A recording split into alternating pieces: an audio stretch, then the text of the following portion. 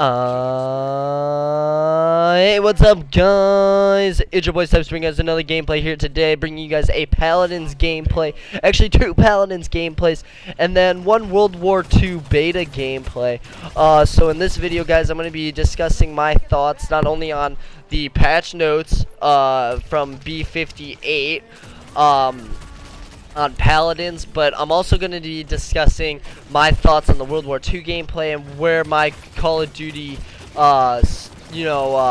standpoint is and what I'm planning on doing next year. So the first Paldains gameplay I'm going to be playing as Lex, and then the second one I'm playing as Leon, and then the World War II gameplay I actually drop a quote-unquote nuke, so pretty cool. I was playing with Ryan, Nate, and my buddy Riley. We were all landing at my buddy's house, and I ended up dropping a nuke, so that was pretty cool. It was a good time. So anyways, back into it. We're gonna start going over the patch notes. Speaking on last week or 2 weeks ago when I made my last video, excuse me, I talked about patch notes B57, aka beta 57 patch notes. I discussed how I believed that Lex would just become a superpower on this game, especially as a a flank character, but he's now just should be considered a damage by all means. I mean, he's such a great character to play right now, and to be honest with you, if you have like the second two picks and you could get Lex and Leon on a team, or Lex and Victor on a team, that is huge. The damage standpoint from the game is over. So that's that.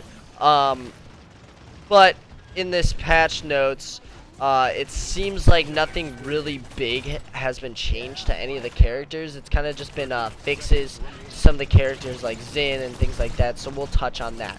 So getting right directly into the patch notes now, instead of me rambling on about how great Lex is, as you can see from the gameplay. I mean, he's just insane. So they added a new VIP mode, which is super cool. A lot of people are paying the money to get the VIP membership. That's all you guys, or the VIP pack, whichever kind of floats your boat there. To be honest with you, it's not really all that. You can kind of gain VIP points very slowly. To be honest with you, the biggest thing that it gives you is which is the Zin Conqueror collection, which is a pretty cool skin pack, but it's not really worth $15 to be honest with you.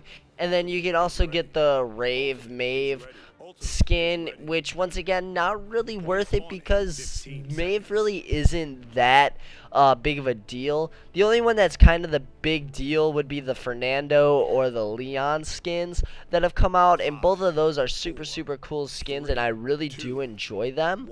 So that's kind of that. You can also get the new announcer packs, which are Pretty Hair and Rain Day. I don't even know who they are, to be honest with you. It's Nick and Evan is what their names are, so that's kind of that. To be honest with you, I think if you just play the game, you'll end up getting these skins anyways. I don't really think any of the skins are really all that. Like I said, besides the Leon, that's probably my favorite, is the Leon skin. She just looks cool in that skin, and it kind of shows her history as a champion and as a quote-unquote goddess that they're trying to play her off as. The only one that you can't get unless you are unless you buy the VIP pack is the Zin.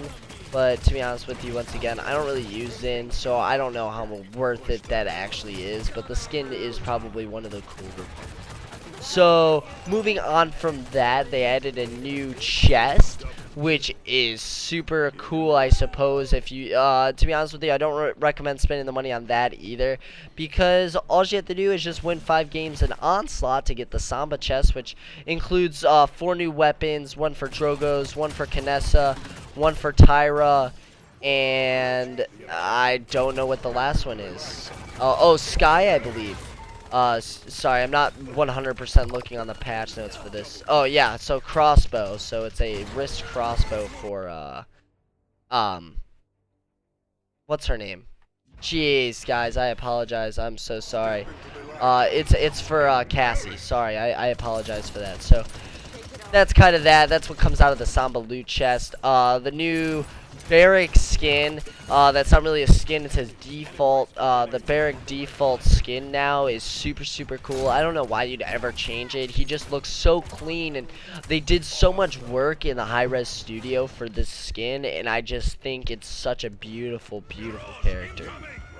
So I like it. They changed their a couple things for them, so that's pretty cool. Then moving on, obviously Cassie got a champion skin and a voice pack, along with Drogo's. Like I said, he got the new rocket launcher.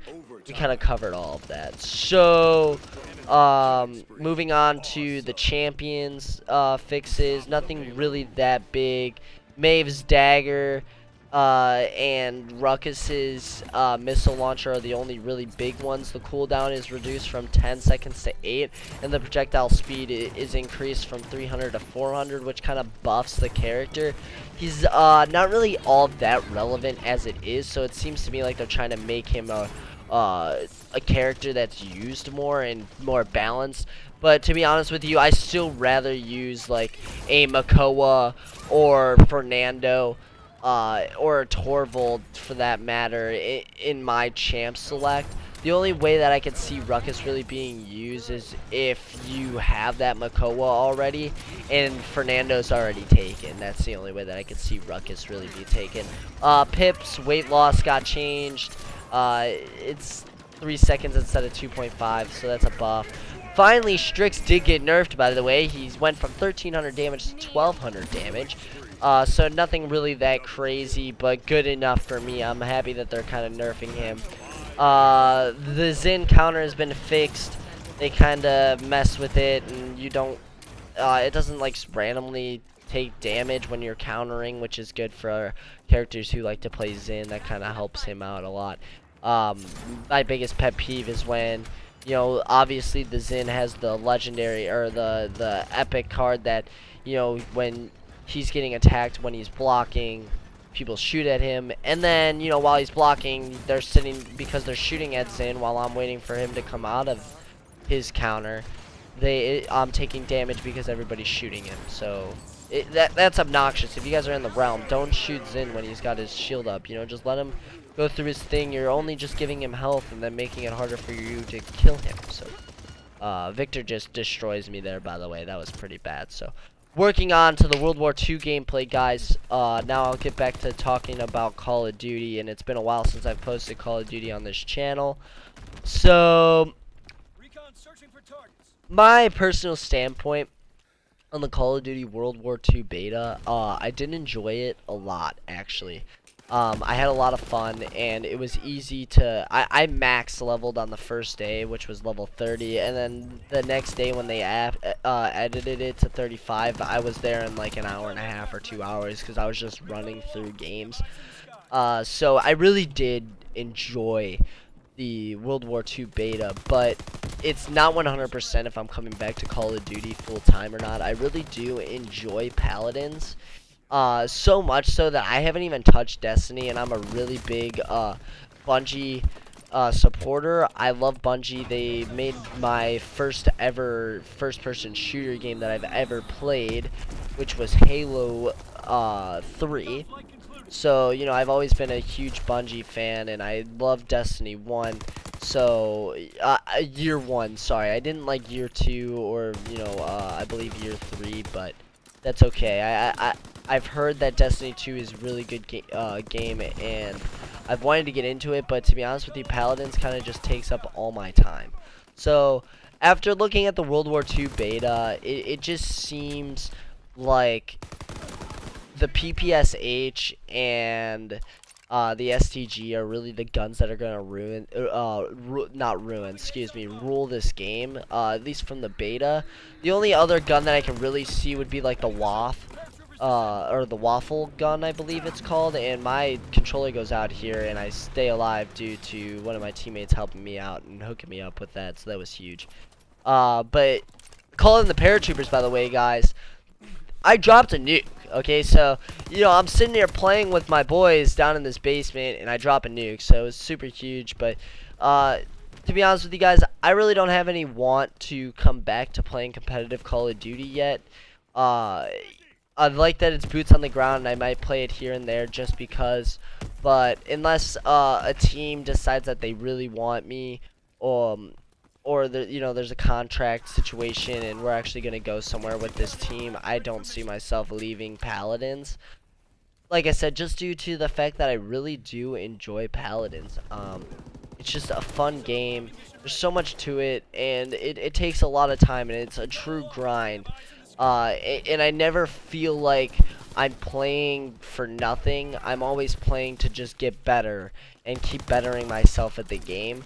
And I just don't think I've felt like that on Call of Duty in the past long while, since at least Advanced Warfare. Infinite Warfare I did enjoy, but I just I felt like it just got tedious, and I felt like I was always the only one trying, whereas Paldains, you know, Nate really likes the game, and we've been grinding the and climbing the, you know, diamond ladder together, trying to get to master. So excuse me, I apologize. So, you know, I just don't see myself leaving to play competitive Call of Duty, just not yet at least. Like I said, really do enjoy Paldains, but I did enjoy the World War II beta. You know, it seems like they did stuff right in this. You know, it's gonna be good. It's gonna be a good game, and for those of you guys playing and, you know, planning on playing competitive for World War II, you guys are really gonna enjoy this, and it's gonna be a great season. You know, obviously Optic, my favorite team, is gonna be in some great shape. They have just great players for for a game like this, so I'm super excited. So anyways, guys, the game's coming to a close. I hope you guys enjoyed this gameplay. If you guys do, please leave a like, comment, and subscribe. This is your boy Snipes signing out. I'll see you guys later. Peace.